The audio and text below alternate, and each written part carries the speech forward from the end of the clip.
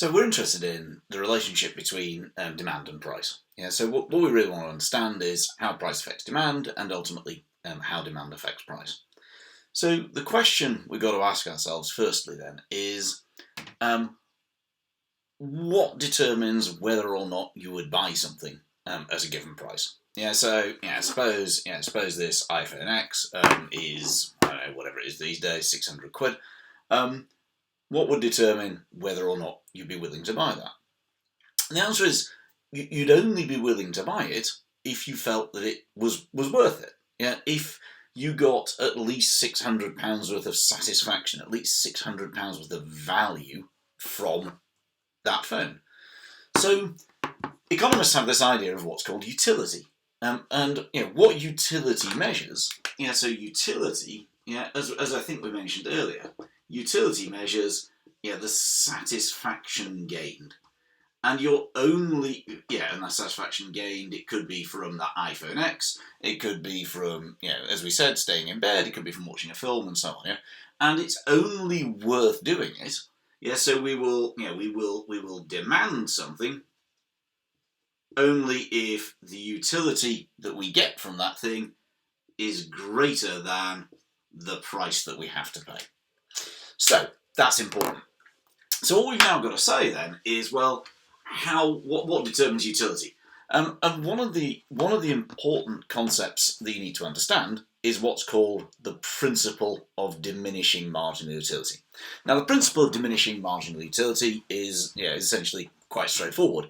What it's saying is, suppose that I give you a cup of coffee, and you drink it, and you kind of go, well, how happy did that make me? How much would I have been? Suppose I'd have had to pay for that cup of coffee. How much would I have paid? And the answer is, I have no idea. If you're really thirsty and need some caffeine, maybe you'd have paid me, I don't know, £5 for it. Suppose I now come along and say, here's another cup of coffee. How much will you give me for that one? Well, now you'll be kind of saying, well, look, I'm not so thirsty. I'm already buzzing. I've got too much caffeine as it is. But all right, then maybe I'll give you a couple of quid for it. If I come along with a third cup of coffee, then you'd start going, well, I don't really want this. So, or I'll drink it, but I'm not that keen. So what we're saying is that that your first cup of coffee gives you lots of utility, and it wakes you up in the morning, and you might say, I am willing to pay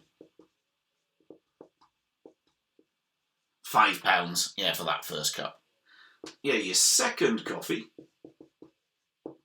you'd be only willing to pay me £3 for it. It's not as good. It's, especially if you've not slept very well, it's kind of, a second coffee's not a bad thing.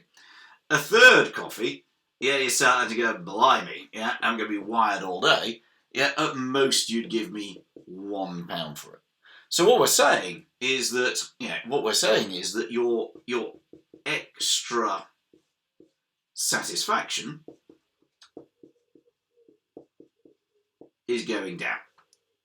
If I have one cup of coffee, suppose I give them to you for free. If you have one cup of coffee, then you've got a total utility, a total happiness of £5. If you've got two, it's £8. You've got £5 happiness from drinking the first one, and another £3 worth of value, happiness from drinking the second one. If you now drink the third one, then your utility in total is £9. So what's happening is that what we have here is what we're saying is that your marginal utility. Now, marginal just means extra. So the extra utility that you're getting, the marginal utility is diminishing, because each extra unit is giving you less extra utility than it did before.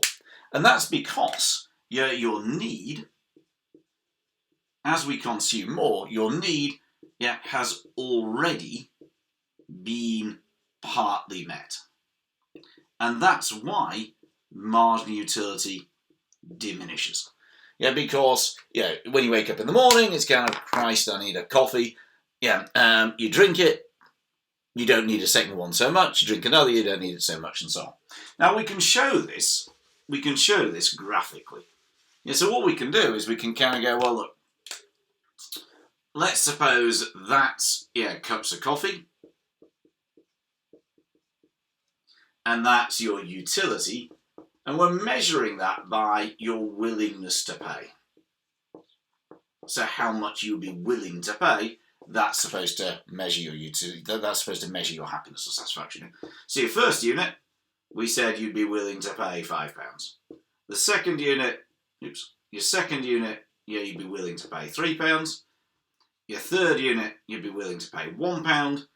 The fourth unit, you'd probably give me nothing at all.